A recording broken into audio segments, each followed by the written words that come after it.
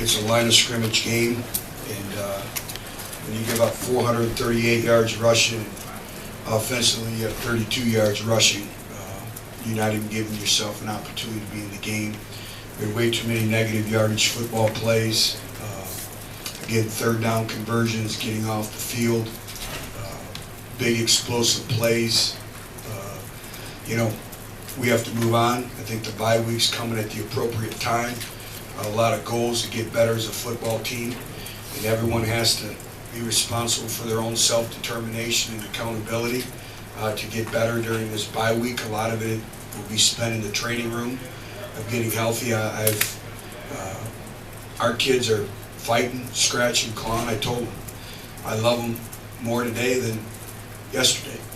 And I've never been through a season like this where the injuries just continue to mount up. But that's the game of football, and that's recruiting, that's development, that's having a solid program, and that's everyone waiting their time. And when their opportunity comes to play, you make the most of it. And again, we'll get better. Got to keep things in perspective. Alabama's a very, very talented football team, and we still have a lot to play for. And it starts in our bye week. It starts with looking at everything that we're doing, and for the most part, getting healthy. But it's a line of scrimmage league. It's a line of scrimmage game, and you're not going to win any football games giving up the rushing yards and the lack of rushing productivity, which we had tonight. So I'll answer the questions you may have. John Bryce, did you ever ask about? You touched on it a little bit there, Butch, but how much is this game, particularly as the injuries continue to mount, an illustration of how much more work there is to do in terms of recruiting and stacking more classes atop one another? And then obviously there were injuries there, but Marcus Tatum, good decision to pull the red shirt. Yeah, well, first of all, Marcus has worked exceptionally hard, but we had no choice. We're down numbers. We're depleted in the offensive line. When you look at being down Brett Kendrick, being down Jay-Sean Robertson, being down Dylan Wiseman, and the thing you can't replace is their experience. Again, I thought, our younger guys battled. They did some good things. I'll know a little bit more when I see the video, but it is, John, it takes years to build a program, not a team, and we'll continue to work at it.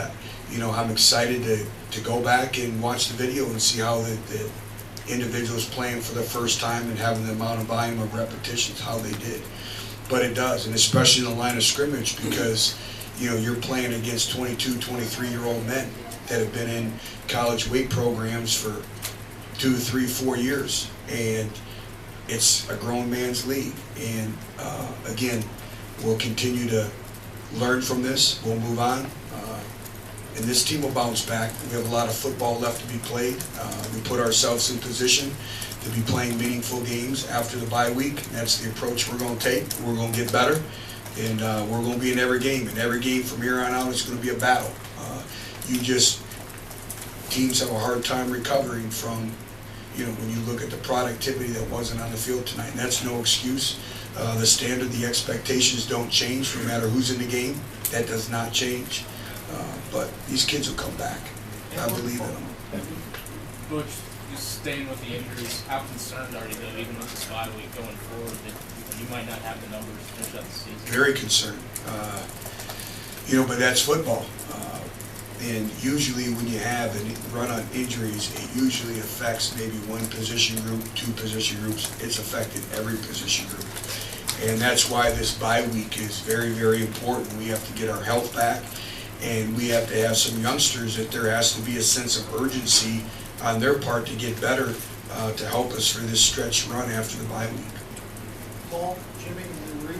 Which you kind of mentioned you've never been through anything like this, but I think you guys dressed less than 70 scholarship players today. How tough is that to just manage that? Because there are going to be nicks and bruises a game. How do you kind of figure out how to manage that even going into the game? Just next man in. What can you say? You're limited at some spots, and these kids are warriors. And again, I believe in them. They're going to be all right. They hurt, and like I told them in the locker room, how you feel is a byproduct of your investment.